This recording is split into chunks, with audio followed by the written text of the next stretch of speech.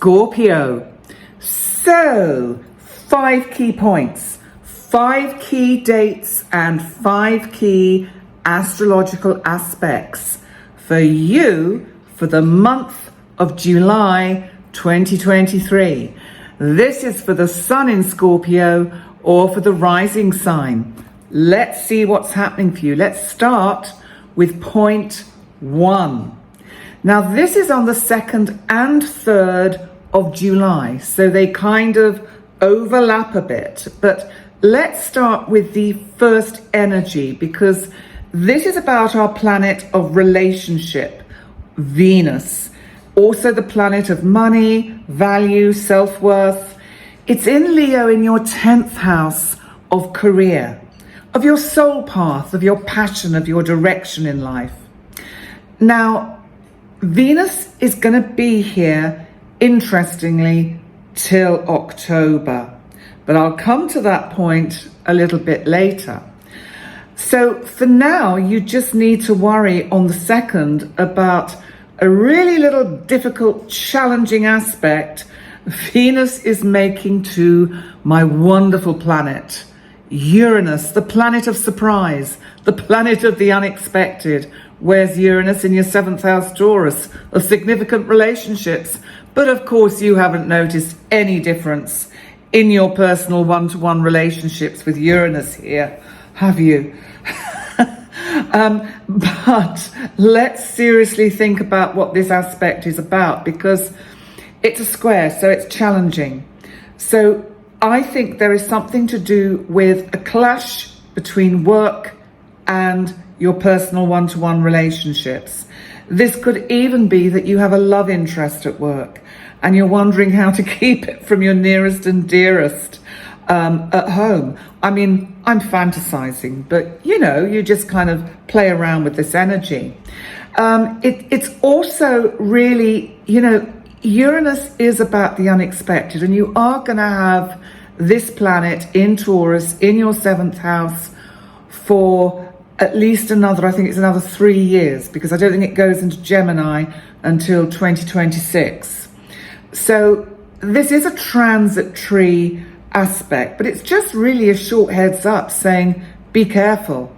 And if you are doing anything underhand, be careful you don't get caught out. Scorpio, let's move on to the other aspect that's happening on the 3rd of July, which is a lovely full moon in Capricorn. This is in your 3rd house of communication, where recently Pluto, our planet of transformation, my wonderful big dwarf planet of transformation and power, beginnings and endings, moved back into your 3rd house of communication. We have a full moon here. Now it brings in the energy of the 9th house, where Cancer is, where we have significant kind of journeys, travel ideas, anything of that nature. Now, this full moon in your 3rd house is about how you come across to others. I think you have to be a little bit careful that you don't come across too stern, stoic, harsh, too much like the schoolmaster, schoolmistress, school person, because it could just be that you just get a little bit irritated by others at the moment, and that plays into that Uranus square to Venus from your 7th house to the 10th house, where we've got relationships and all sorts of things going on. So just be mindful of that, Scorpio. Let's move on to point 2, because this is July the 12th, and this is about the North Node, which is our karmic destiny, leaving your 7th house, where he's probably brought, karmic relationships, all sorts of interesting, again, twists and turns with your relationships, and kind of people from the past, and all sorts of people popping up and going, hi, remember me? And anyway, the North Node on the 12th of July is moving into Aries, which is your 6th house. So this is going to shift the energies. It's going to shift the focus for you from self and significant other to much more about your working routine and your inner life, the inner you, who you are. And maybe you haven't had much chance to give much attention to that part of your soul recently. And so you're going to have the nodes in this part of your chart, 6th and 12th house, for the next 18 months. The eclipses will be happening here. You need to be mindful of any health issues that come up.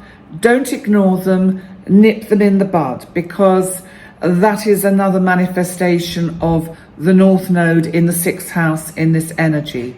So just be mindful of that.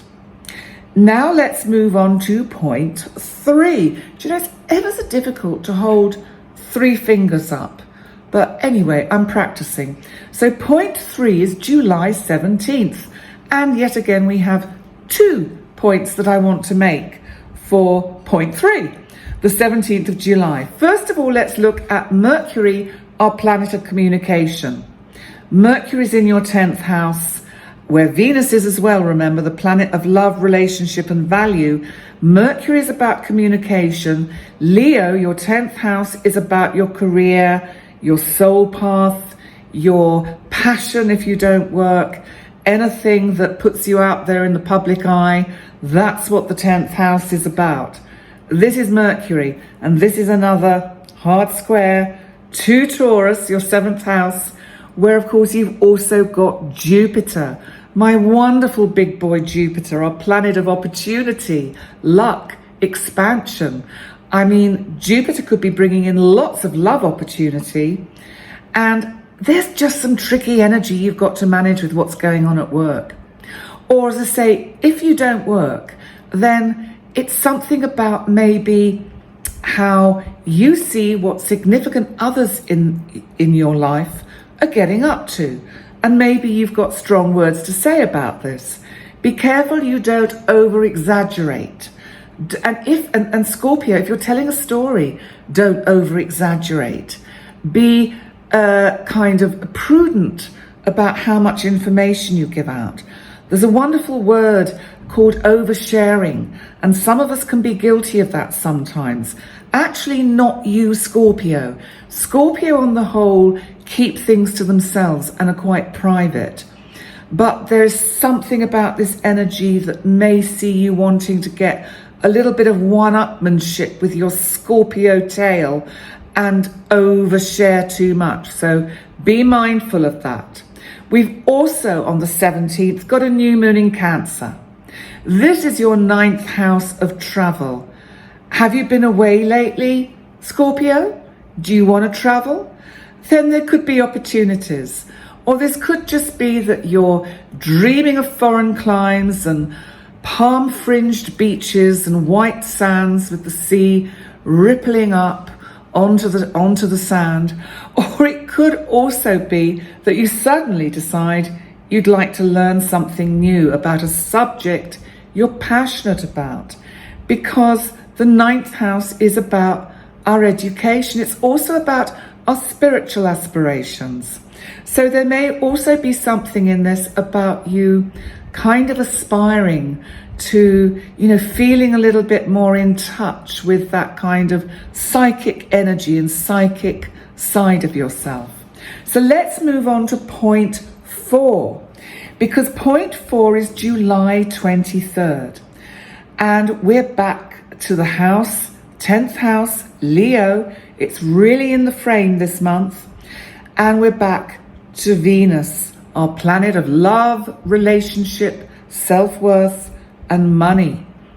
Venus this month, on the 23rd, goes retrograde till September, when it will go direct, but it won't enter Virgo, which is your 11th house, until October.